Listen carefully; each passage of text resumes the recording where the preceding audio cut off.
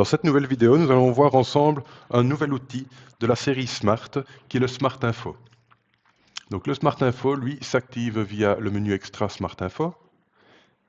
Je peux activer ici le Smart Info et avant de vous montrer les paramètres, je vais déjà faire OK. Et vous voyez maintenant que lorsque je passe sur un élément présent dans mon modèle, j'ai des informations qui sont présentes à côté de mon curseur.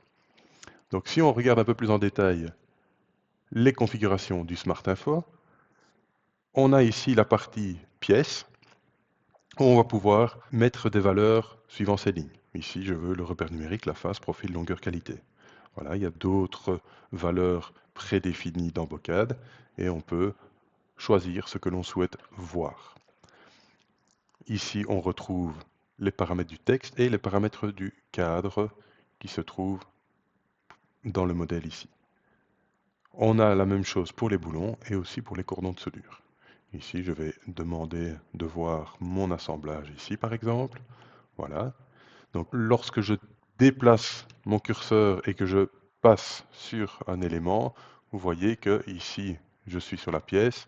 Là, j'ai mis une autre couleur pour les cordons de soudure. Et si je viens proche d'un boulon, on voit les informations du boulon. Donc ici, voilà, désignation, qualité, norme et type de connexion. Les configurations ici pour le cadre et pour le texte en fonction de l'élément sur lequel je me trouve. Différentes possibilités aussi pour l'infobulle. Donc si je ne veux pas de cadre, voici, je n'ai pas de cadre. Je vous montre ici rapidement les quelques options avec un cadre global et tout est repris dedans.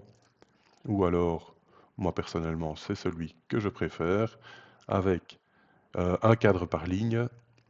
Ou alors le dernier qui est sous forme de tableau assez carré. Voilà pour cet outil qui est le Smart Info, relativement simple à configurer et qui est très utile lors de la modélisation pour se vérifier rapidement sur certains éléments de votre modèle.